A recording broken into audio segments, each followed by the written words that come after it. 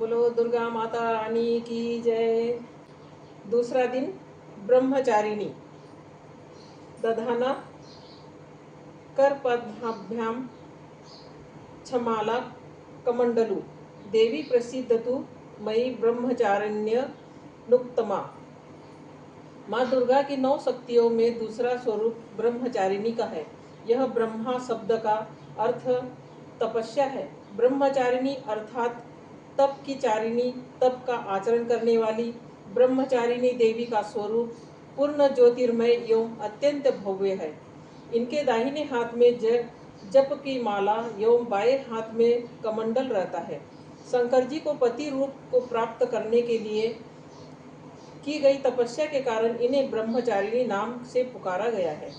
माँ दुर्गा का यह दूसरा स्वरूप भक्तों और सिद्धों को अनंत फल प्रदान करने वाला है। इनकी उपासना से मनुष्य में तप, त्याग, वैराग्य, सदाचार, संयम की वृद्धि होती है। दुर्गा पूजा के दूसरे दिन इन्हीं की उपासना की जाती है। इस दिन साधक का मन स्वाधिष्ठान चक्र में स्थित होता है। इस चक्र में अवस्थी मन वाला योगी उनकी कृपा और भक्ति प्राप्त करता है। पहला अध्याय भगवती की महिमा व मधु कैटभ वध। महर्षि का मार्कंडेय जी बोले, भगवान सूर्य के पुत्र सावर्णी की उत्पत्ति की कथा को मैं विस्तार से कहता हूँ, आप ध्यान से सुनिए। सूर्य की स्त्री छाया से उत्पन्न सावर्णी जगजननी महामाया की कृपा से जैसे जैसे मनवंतर के अधिपति बने, वह विशिष्ट कथा सुनिए। प्राचीन काल में स्वारोचित मनवंतर के चैत्र वंश में राजा सुरथ समस्त पृथ्वी के चक्रवर्ती राजा हुए। वे अपनी प्रजा का अपने पुत्रों की भांति पालन करते थे। यवन राजाओं के राजा सुरथ की शत्रुता हो गई। दुष्ट दलन राजा सुरथ से उनका भयंकर युद्ध हुआ और थोड़ी सेना होने के कारण स्वयं राजाओं ने सुरथ को हरा दिया। इसके बाद चढ़ाई कर दी और नगर में भी दुराचारी मंत्रियों ने राजा का कोष, सेना तथा समस्त वस्तुएं छीन ली। तब राजा हारकर अकेला ही घोड़े पर सवार हो शिकार खेलने के बहाने घोर जंगल में चला गया। वहां उन्होंने महर्षि मेधा का सुंदर आश्रम देखा तो अहिंसक सिंह आदि पशुओं तथा शिष्यों और मुनियों से शोभित था। वहां बैठे हुए महर्षि मेधा को राजा सुरथ ने नमस्कार किया और मुनि से उचित सत्कार पाकर उसी आश्रम में रहने लगा। कुछ समय के बाद फिर वह अपने राज्य तथा प्रजा की चिंता से विचारने लगा कि जिस राज्य को मैंने पूर्वजों ने भली भांति चलाया और प्रजा का पालन किया, वह आज मुझसे दूर चला गया। वे दुष्ट मंत्री राज्य का पालन धर्म नीति के अनुसार कर रहे होंगे या नहीं, और मेरा मुख्य हाथी भी दुश्मनों के वश में हो जाने से क्या क्या कष्ट भोगता होगा। जो आज्ञाकारी नौकर नित्य प्रसन्नता से धन और भोजन प्राप्त करते थे, अब उन दुष्ट राजाओं के आश्रम में रहकर कष्ट पाते होंगे। मंत्री राज्य के धन को कुमार्ग में व्यर्थ ही खर्च करते होंगे।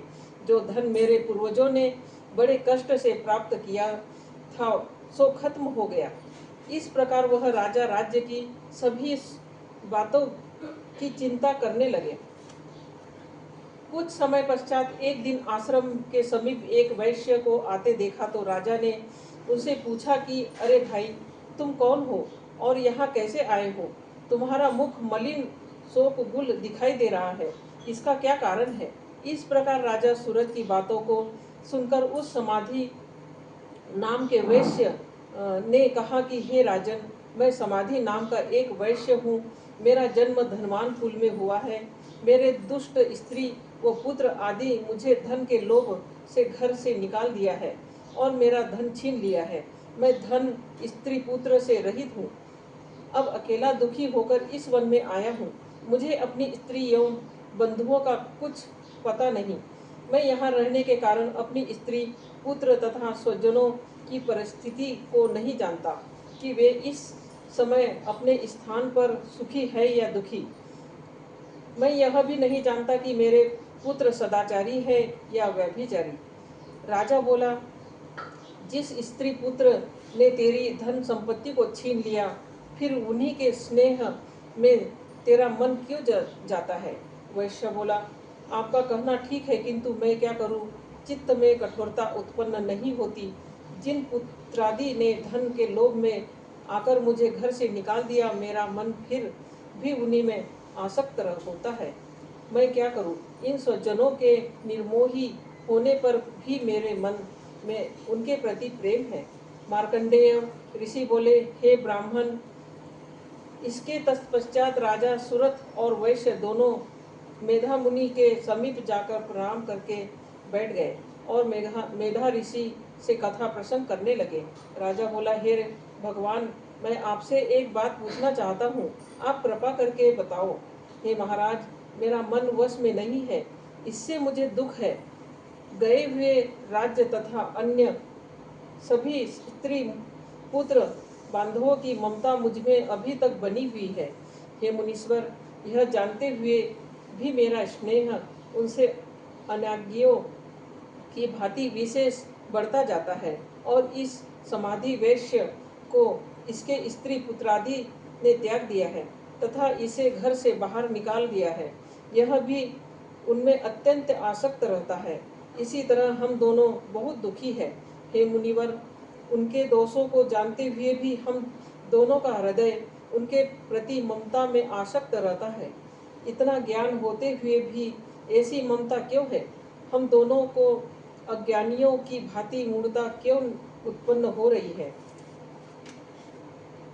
महर्षि मेधा बोले, समस्त जंतुओं को जानने योग्य ज्ञान होता है। सभी प्राणी अलग अलग दृष्टि से देखते हैं। मनुष्य ज्ञान युक्त है, यह सत्य है, इसमें संदेह नहीं। केवल इसमें ही नहीं, सभी पशु पक्षी मृगादि में भी मनुष्य की भांति ही ज्ञान होता है। यह स्थूल ज्ञान होता है। जैसे मनुष्य में आहार आदि की इच्छा उत्पन्न होती है, वैसे ही पशु पक्षी आदि में आहार विहार निद्रा और मैथुन आदि की इच्छा उत्पन्न होती है।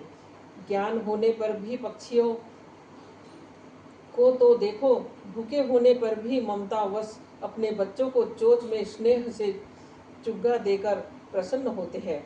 हे राजन मुनि, मनुष्य भी अपने पुत्र पौत्रों से इसी भांति बर्ताव करते हैं। वह पालन पोषण इस इच्छा से करते हैं कि जब हमारी वृद्धावस्था आएगी तब हमारा पालन पोषण वे करेंगे। क्या तुम यह नहीं देखते कि पुत्रादि उनका भरण पोषण भी नहीं करे तो भी माता पिता तो करते ही है, क्योंकि विश्व की स्थिति को रखने वाली महामाया के प्रभाव से वे मोह के गड्ढे में डाल दिए गए हैं। इसमें कोई आश्चर्य नहीं है, क्योंकि यह भगवान विष्णु की योग निद्रा है, जिससे संसार मोहित हो जाता है। यही भगवान की महामाया है। यह भगवती देवी बड़े बड़े अज्ञानियों के मन को जबरदस्ती खींचकर मोह में डाल देती है। इसी देवी ने ही चराचर विश्व को उत्पन्न किया है और यह देवी प्रसन्न होकर भक्तों को वरदान देती है। जिससे मुक्ति मिलती है, वही मुक्ति की परम हेतु सनातनी ब्रह्म ज्ञान स्वरूपा विद्या है। राजा बोला, हे भगवान, आप जिसे महामाया कहते हैं वह कौन सी देवी है? वह देवी कैसे उत्पन्न हुई और उनका कार्य क्या है? उसका स्वभाव स्वरूप उत्पत्ति आदि के विषय में भी सुनाना चाहता हूँ। ऋषि बोले, वह देवी नित्य स्वरूप है और चराचर में व्यक्त है तथा उसकी उत्पत्ति अनेक भांति से है। उस कथा को तुम मुझसे सुनो। यह भगवती देवताओं के कार्य सिद्ध करने के लिए उत्पन्न होती है और अजन्मा होकर भी उत्पन्ना कहलाती है। जब भगवान विष्णु संपूर्ण विश्व को त्याग अनंत जल करके योग निद्रा में शेष शैया पर सो रहे थे, उस समय विख्यात मधु और कैटभ नाम के दो घोर असुर भगवान विष्णु के कान की मैल में पैदा होकर ब्रह्मा जी को मारने को तैयार हुए। ब्रह्मा जी विष्णु भगवान के नाभि कमल पर स्थित थे। उन दोनों भयंकर असुरों को मारने को आते देखकर और भगवान विष्णु को सोता हुआ देखकर ब्रह्मा जी योग निद्रा की प्रसन्नतार्थ एकाग्र मन से स्तुति करने लगे, जिससे कि भगवान विष्णु के नेत्र से भगवती योग माया अपना प्रभाव हटा ले और भगवान जाग पड़े। वह योग माया विश्वेश्वरी जगत माता स्थिति एवं संहार करने वाली भगवान विष्णु की अतुल तेज वाली निद्रा स्वरूपा अनुपम शक्ति है। ब्रह्मा जी बोले, हे महामाया, तुम ही स्वाहा हो, तुम ही स्वधा हो, तुम ही वसटकार स्वर हो, अमृत भी तुम ही हो, अक्षरों में स्वर तुम ही हो तथा नित्य आदि मात्रा व्यंजन तुम ही हो। हे देवी, तुम ही संध्या, सावित्री और संसार की जननी हो। और हे देवी, विश्व को उत्पन्न, पालन और संहार करने वाली आदि ही हो। आप ही महाविद्या, महादेवी, महासुरी हो। आप ही समस्त चराचर के तीनों गुणों सत्व, रज, तम को उत्पन्न करने वाली प्रकृति हो। आप ही काल रात्रि हो। आप ही खड़ग, शूल, घोर, गदा, चक्र, शंख, धनुष, बाण, भुसुंडी, परिध आदि अस्त्र शस्त्रों को धारण करने वाली हो। हे देवी, आप ही सौम्यता हो तथा संसार में आप ही अति सुंदर हो। पर तथा अपरों में श्रेष्ठ आप ही हो। परमेश्वरी हो, जो इस विश्व की रचना और पालन संहार करते हैं। उस भगवान विष्णु को आपने अपनी निद्रा के वश में कर लिया है। फिर भला बताइए कि कौन आपकी प्रार्थना करने में समर्थ है, जबकि आपसे भगवान विष्णु, ईशान, शंकर तथा मुझ में यह शरीर ग्रहण कर लिया है। आप तो अपने प्रभाव से स्वयं प्रकाशित हो। हे देवी, मधु और कैटभ नाम के इन महादुष्टों को आप मोह लीजिए और विश्वपति भगवान विष्णु को जगाइए। इन दोनों महा असुरों का संहार करने के लिए भगवान को बुद्धि दीजिए। ऋषि बोले, इस तरह जब ब्रह्मा जी ने मधु और कैटभ असुरों के संहार के लिए तथा भगवान विष्णु को जगाने के लिए देवी की प्रार्थना की, तो उसी समय भगवान विष्णु के नयन, मुख, नाक, भुजा, हृदय और वक्ष स्थल से निकलकर व्यक्त योग माया उपस्थित हो गई और योग निद्रा से भगवान जाग गए। तदनंतर भगवान विष्णु ने उन पराक्रमी वीरवान मधु और कैटभ असुरों को देखा, जिनकी ब्रह्मा जी को खाने के लिए आंखें लाल हो रही थी। उसी समय भगवान विष्णु ने शेष शैया से उठकर उन असुरों से 5000 वर्ष तक केवल बाहु युद्ध किया। अति बलशाली महा उत्तम दोनों असुरों को महामाया ने मोहित कर रखा था। अतः दुष्टों ने भगवान से कहा कि आप हमसे वरदान मांगो। भगवान ने कहा, यदि तुम मुझ पर प्रसन्न हो तो मेरे हाथों तुम्हारी मृत्यु हो। मैं तो केवल यही वर चाहता हूँ। ऋषि बोले, इस भांति जब भगवान ने उससे यह वरदान ले लिया तो वे भगवान से कहने लगे कि हमें सर्वत्र जल ही जल दिखाई देता है, इसलिए हे भगवान, हमारा वक्ष वध उस स्थान पर कीजिए जिस जगह पर पानी न हो। ऋषि मेधा ने कहा, तब भगवान विष्णु ने शंख, चक्र और गदा धारण किए और उनसे तथास्तु कहा और दोनों के सिर अपनी जांघों पर रखकर चक्र से काट दिए। इस प्रकार यह महामाया देवी श्री ब्रह्मा जी की प्रार्थना करने पर स्वयं उत्पन्न हुई। हे राजन, मैं अब इसके प्रभाव को बताता हूँ, आप ध्यान से सुनो। दूसरा अध्याय, देवी जी का प्रादुर्भाव व महिषासुर की सेना का वध। ऋषि बोले, प्राचीन काल में देवताओं तथा राक्षसों में से 100 वर्षों युद्ध होता रहा। उस समय राक्षसों का स्वामी महिषासुर एवं देवताओं के स्वामी इंद्र थे। उस युद्ध में देवताओं की सेना महाबली राक्षसों से पराजित हुई। तब सभी देवताओं को जीतकर महिषासुर स्वयं इंद्र बन बैठा। तब हारकर सभी देवता ब्रह्मा जी की शरण में गए, जहाँ विष्णु तथा शंकर जी विराजमान थे। वहाँ पर देवताओं ने महिषासुर के सभी उपद्रव एवं अपने पराजित होने आदि का पूरा पूरा वृतांत कह सुनाया। देवताओं ने कहा कि महिषासुर ने तो सूर्य, अग्नि, पवन, चंद्रमा, यम तथा वरुण आदि अन्य देवताओं के सभी अधिकार छीन लिए थे। स्वयं ही सबका अधिपति बन बैठा है। उसने सभी देवताओं को स्वर्ग से निकाल दिया है। महिषासुर महादुरात्मा है। सभी देवता पृथ्वी पर मनुष्य की भांति विचर रहे हैं। उनके वध का आप कोई उपाय कीजिए। इस प्रकार विष्णु जी तथा शंकर जी ने देवताओं की वाणी सुनी तो क्रोध में भर गए। तब भगवान विष्णु, ब्रह्मा तथा शंकर मुख से एक तेज प्रकट हुआ। इस प्रकार इंद्र आदि देवताओं के शरीर से भी महान तेज प्रकट हुआ। सभी तेज मिलकर एक हो गए। वहाँ तेज पुंज इतना उग्र था जैसे कि जलता हुआ पर्वत हो। देवताओं ने देखा कि उसकी ज्वालाएं संपूर्ण दिशाओं में फैल रही है। जब वह एक हुआ तो नारी के रूप में हो गए। भगवान शंकर जी के तेज से उसका मुख प्रकट हुआ। यमराज के तेज से उसके बाल हुए। विष्णु के तेज से उस देवी की भुजाएं प्रकट हुई। चंद्रमा से दोनों स्तन, इंद्र के तेज से उसका कटी प्रदेश, वरुण के तेज से जंघा व उरुस्थल, पृथ्वी के तेज से नितंबों का निर्माण हुआ। ब्रह्मा के तेज से दोनों चरण, सूर्य के तेज से चरणों की उंगलियां, वसुओं के तेज से हाथों की उंगलियां, कुबेर के तेज से नासिका का निर्माण हुआ। उसके दांत प्रजापति के तेज से प्रकट हुए। अग्नि के तेज से 3 नेत्र हुए।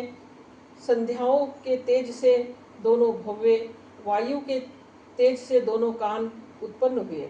इस प्रकार दूसरे देवताओं के तेज द्वारा भगवती का प्रादुर्भाव हुआ। इस प्रकार सभी देवताओं के तेज पुंज से प्रकट हुए देवी जी को देखकर महिषासुर से पीड़ित समस्त देवता प्रसन्न हुए। भगवान शिव ने देवी को अपने त्रिशूल में से एक त्रिशूल निकाल दे दिया। श्री विष्णु जी ने अपना सुदर्शन चक्र प्रकट करके दिया। वरुण ने शंख तथा अग्नि ने उसे शक्ति दी। पवन उन्हें धनुष दिया। बालों से भरपूर तरकस दे दिया। देवराज इंद्र ने अपने वज्र से वज्र पैदा करके दिया। फिर सहस्त्र नेत्र इंद्र ने ऐरावत हाथी से घंटा दिया। यमराज ने कालदंड से दंड प्रदान किया। सागरपति ने रुद्राक्ष माला अर्पित की। ब्रह्मा ने कमंडल भेंट किया। सूर्य ने देवी के भी रोमकूपों में अपनी किरणें प्रदान की। काल ने तलवार और उत्तम ढाल प्रदान की। क्षीर सागर से हार तथा कभी न जीर्ण होने वाले 2 वस्त्र भेंट किए। इस प्रकार चूड़ामणि, दिव्य कमंडल तथा 2 कड़े भी भेंट किए तथा चमकता हुआ अर्धचंद्र, सभी भुजाओं के लिए बाजूबंद, चरणों के लिए नुपुर और गले के लिए सर्वोत्तम कंठूला भेंट किया। इसी प्रकार सभी उंगलियों के लिए जड़ित मुद्रिकाएं प्रदान की। विश्वकर्मा ने उन्हें परशु और अनेक रूपों वाले अस्त्र, अभेद कवच, मस्तक तथा गले में धारण करने योग्य कभी न मुरझाने वाले फूलों की माला दी। जलधि ने उन्हें बहुत सुंदर कमल दिए। हिमालय ने वाहन के लिए सिंह, यौम और भी अनेक प्रकार के रत्न भेंट किए। कुबेर ने सुरा से भरपूर पात्र दिया। सभी नागों के स्वामी एवं पृथ्वी धारण करने वाले शेष ने महामणियों से सुशोभित नागहार दिया। इसी प्रकार सारे देवताओं ने भी भूषण एवं आयुधों के द्वारा देवी जी का सत्कार किया। उसके बाद भगवती ने अट्टहास करके ऊंचे स्वर में गर्जना की। उनके भयानक नाद से सारा आकाश भर गया। तब देवगण प्रसन्न होकर उस सिंहवाहिनी देवी की जय जयकार करने लगे। मुनियों ने भक्ति भाव से नम्र होकर देवी जी की स्तुति की। इधर देवताओं के शत्रुओं ने सारी त्रिलोकी को क्षोभग्रस्त देखा। तब वे अपनी सारी सेना को कवच आदि से तैयार कराकर अस्त्र शस्त्र लेकर झट उठ खड़े हुए। महिषासुर क्रोध में आकर बोला, यह क्या हो रहा है? इतना कहकर सभी राक्षसों के साथ घिरकर उस सिंहनाद की ओर भागा। वहां जाकर उसने तीनों लोगों को अपने तेज से प्रकाशित करती हुई देवी को देखा। उस देवी के चरणों के भार से पृथ्वी दबी जा रही थी। माथे के मुकुट के आकाश पर रेखाएं पड़ती जा रही थी। उसके धनुष के टंकार से सातों पाताल क्षोभग्रस्त होते और हजारों भुजाओं से भी सभी दिशाओं को ढककर देवी खड़ी हुई थी। देवी के साथ उन राक्षसों का युद्ध आरंभ हो गया। अनेक प्रकार के अस्त्र शस्त्रों का प्रहार से दसों दिशाएं भर गई। महिषासुर का सेनापति उस समय चिसुर नामक एक महान राक्षस था। देवी जी के साथ उसी का युद्ध होने लगा। इसी प्रकार अन्य राक्षसों को तथा चतुरंगिनी सेना को साथ लेकर चांबर भी युद्ध करने लगा। 60,000 रथियों को लेकर उदग्र महादैत्य भी युद्ध में प्रवृत्त हो गया। महाहनु राक्षस 5 करोड़ रथियों के साथ युद्ध में आकर 60 लाख रथियों का आवर्त वास्कल राक्षस युद्ध में उतर पड़ा। पारिवारित दैत्य हाथी एवं घोड़ों के अनेकों सवारों ने समूह से घिरा हुआ रथियों को साथ लाकर देवी जी के साथ युद्ध करने लगा। उस रंगांगन में स्वयं महिषासुर भी रथों, हाथियों एवं अश्वों की सेनाओं से घिरा खड़ा था। तोमर, भिंदीपाल, शक्ति, मुसल, परशु, पट्टिटस, खंग आदि अस्त्रों के युद्ध में दुर्गा जी के साथ युद्ध करने लगे। कुछ राक्षसों ने दुर्गा जी पर शक्तियां छोड़ी एवं दूसरों के पास फेंके। तब चंडिका देवी ने अस्त्र शस्त्र की वर्षा करके उन्हें तोड़ डाला। इधर देवी जी का वाहन सिंह भी क्रोध में आ गया। अपने गर्दन के बाल हिलाता हुआ दैत्य की सेना में इस प्रकार घूमने लगा जैसे कि वह वन में अग्नि फैलती जा रही हो। उस युद्ध भूमि में युद्ध करती हुई अंबिका ने जितने श्वास छोड़े वे ही छटपट सैकड़ों हजारों गणों के रूप में परिणित हो गए। प्रकट होकर उन गणों ने खंग, भिंदीपाल, परशु, पट्टिटस आदि शस्त्रों से युद्ध आरंभ कर दिया। देवी जी की शक्ति से वृद्धि पाकर वे गण दैत्यों का नाश करने लगे। साथ में दूसरे गण नगाड़े, शंख आदि बजाने लगे। महंती प्रसन्नता देने वाले उस युद्ध रूप उत्साह में कुछ एक ने मृदंग बजाए। तब देवी ने त्रिशूल, गदा और शक्तियों की वर्षा से तलवार आदि शास्त्रों से सैकड़ों महान असुर मार डाले और दूसरे कितने ही दैत्य को घंटा के भयप्रद नाद से मूर्छित करके मार कर गिरा दिया। राक्षसों को पास में बांधकर पृथ्वी पर घसीट डाला। कितने तो गदा की चोट से घायल होकर पृथ्वी पर सो गए।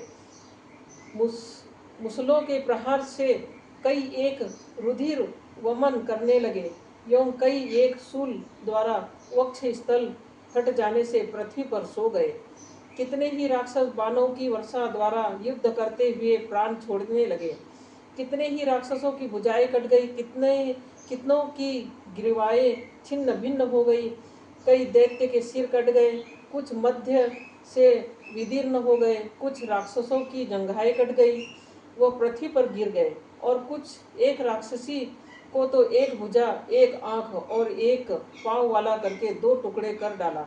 मार मार कर गिराए हुए रथी, हाथी, घोड़े एवं असुरों की लाशों के द्वारा जहाँ महायुद्ध हो रहा था वहाँ की पृथ्वी इस प्रकार भर गई कि वहाँ पर आना जाना कठिन हो गया। वहाँ सेना एवं असुरों के रुधिर की बड़ी बड़ी नदियाँ बहने लगी। माँ दुर्गा जी ने एक क्षण में ही राक्षसों की महती सेना का इस प्रकार नाश कर दिया जैसे कि लड़कियों के बड़े ढेर को अग्नि जला देती है। लकड़ियों के बड़े ढेर को अग्नि जला देती है। देवी का वाहन सिंह अपने बालों को छटकारता हुआ, बड़ी गर्जना करता हुआ राक्षसों के शरीर से मानो प्राण ही चुन रहा हो, इस प्रकार घूमने लगा। देवी जी ने उन गणों के महाअसुरों के साथ बड़ा युद्ध किया, जिससे देवता प्रसन्न होकर आकाश से फूलों की वर्षा करने लगे। बोलो दुर्गे माता रानी की जय। दूसरा अध्याय समाप्त।